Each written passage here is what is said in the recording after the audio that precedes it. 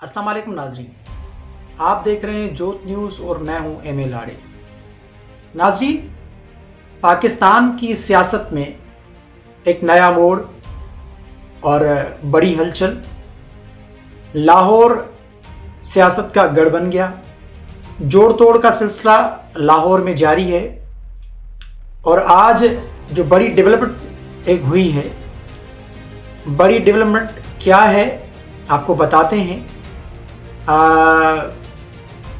तहरीक इंसाफ की अहम जो विकेट है अलीम खान, वो तरीन ग्रुप में शामिल हो गए और कल जैसे आपने देखा कि बलूचिस्तान से अपना सरदार यार मोहम्मद रिंद वो पीपल्स पार्टी में शामिल हो गए। इससे कबल कल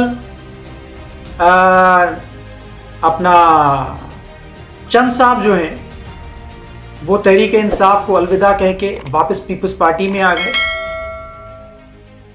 आज इस पे बात करेंगे सारी कि जो सियासी चालाकियां और चालबाजियां जो हो रही हैं।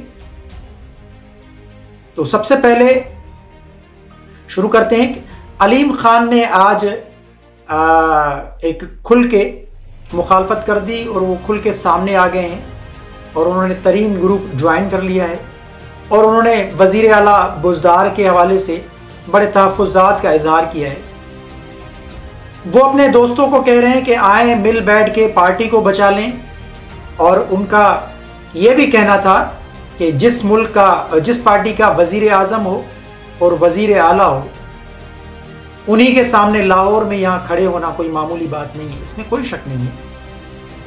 अलीम खान ने आज अचानक एंट्री कर दी।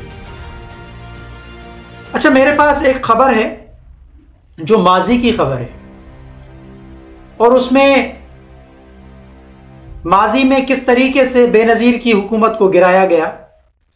अच्छा, कोई भी मुल्क हो वो या कोई सियासी पार्टी हो या किसी की हुकूमत को गिराना होता है या कोई खेलने की कोशिश की जाती है तो उसके लिए पहले आगाही किसी तीसरी कुव्वत या तीसरे बंदे के तवस्सुस से दी जाती है। आपने सिम्पसन कार्टून जो है, अमेरिकन सिम्पसन कार्टून, उनका जिक्र तो सुना ही होगा।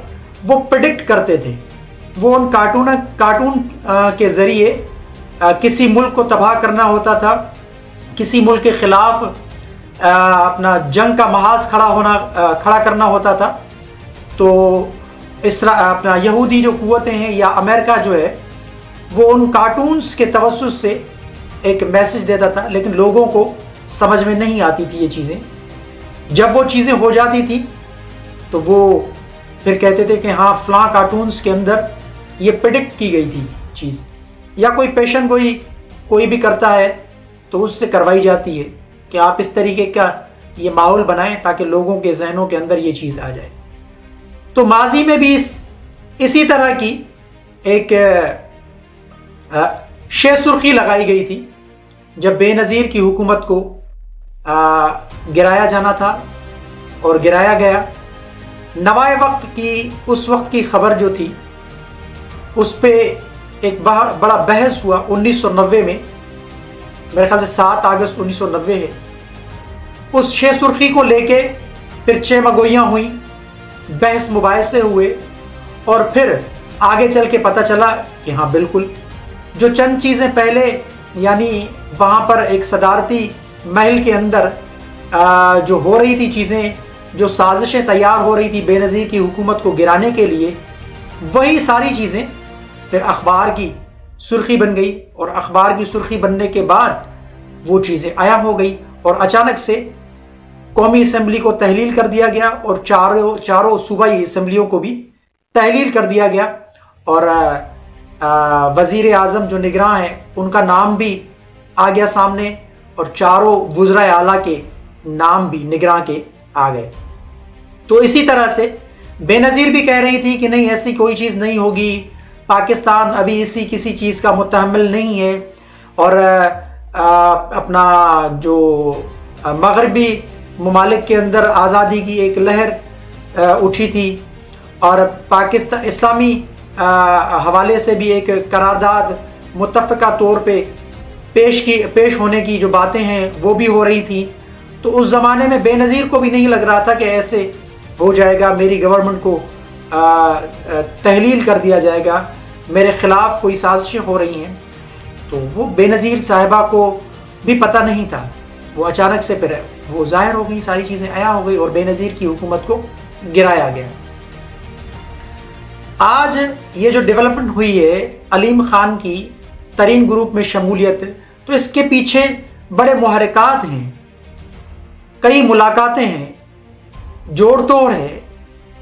जो क्यू लीग चौधरी बरादरान है उनका बड़ा रोल होता है किसी की हुकूमत को गिराना या कोई नई हुकूमत को जोड़ने में बड़ा किरदार होता है। चौधरी बरादरान किन के लोग हैं आप सबको पता है।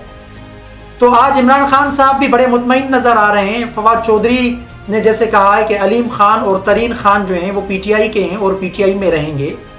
इमरान इस्माइल ने भी अलीम खान से मुलाकात की है। फिर मुलाकात के बाद तहरीक इंसाफ की कोर कमेटी का जो इजलास था उसमें सारी चीज़ें रखी हैं। अभी तक वो मुतमईन नजर आए, लेकिन चेहरों से उनके लग रहा है कि उनको पता चल गया है कि हमारी हुकूमत जा रही है।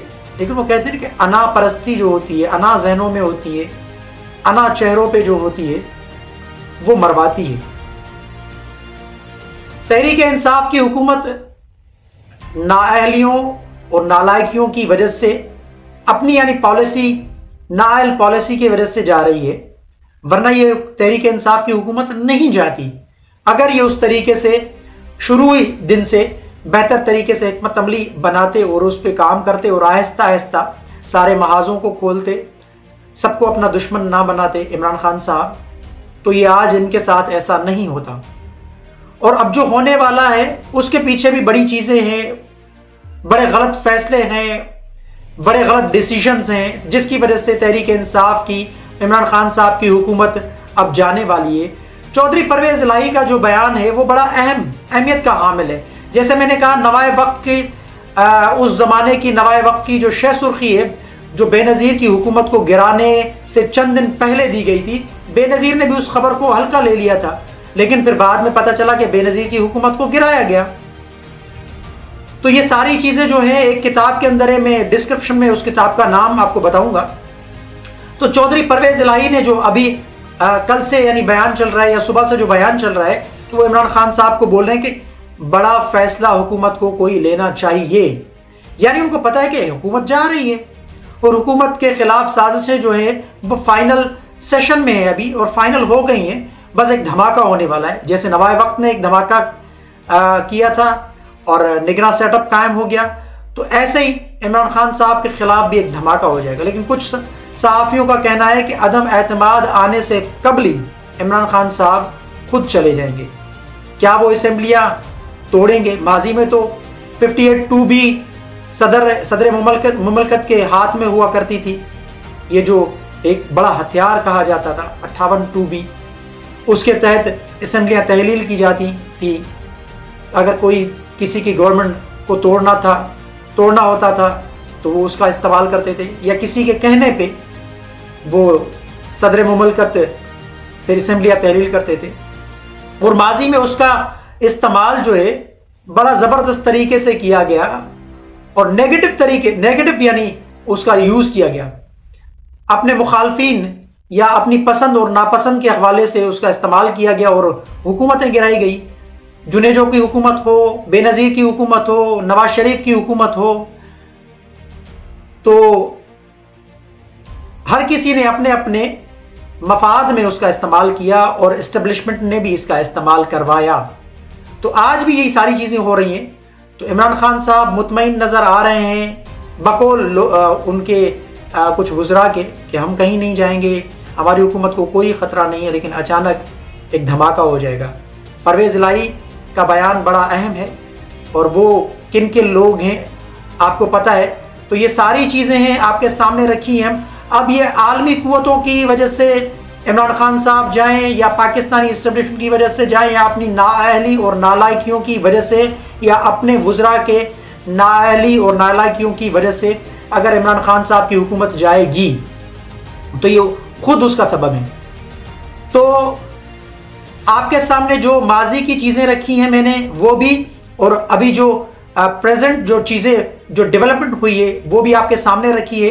अब आप इसमें इसका अंदाज़ा लगाएं कि हालात किस तरफ जा रहे हैं। जोड़ तोड़ का सिलसिला भी जारी है और पीटीआई के 3 यानी लोग अभी चले गए, नदीम अफजल चंद और सरदार यार मोहम्मद रिंद, और आज अलीम खान तरीन ग्रुप के हिमायत याफ्ता हो गए, उन्होंने उनको ज्वाइन कर लिया है।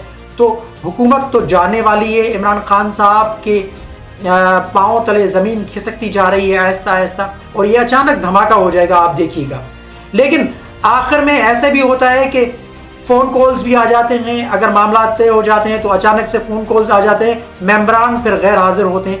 ये भी एक पत्ता है जो आखिर में शो किया जाता है इसको। अब देखना यह है कि असेंबलियां इमरान खान साहब खुद तोड़ेंगे, जैसे बिलावल भुट्टो जरदारी भी कह रहे हैं कि आज की रात है उनके हाथ में, इमरान खान साहब के पास असेंबलियां तहलील कर लें और इलेक्शन का ऐलान कराएं नए का तो बच जाएंगे, वरना अदम एतमाद तैयार है। अब अदम एतमाद होगी या असेंबलियां खुद तहलील करेंगे इमरान खान साहब, ये आने वाले 1-2 दिन में पता चल जाएगा। लेकिन मामलात बड़े गर्म हैं पाकिस्तानी पॉलिटिक्स के अंदर, और लाहौर इस वक्त मरकज है जोड़ तोड़ का। सारी अपोजिशन की क़यादत भी, हुकूमती क़यादत भी, और तहरीक इंसाफ के नाराज़ जो ग्रुप हैं वो भी, उनका भी पड़ाव लाहौर में। तो देखना यह है कि आने वाले चंद घंटों में या आने वाले 1-2 दिन में क्या होता है।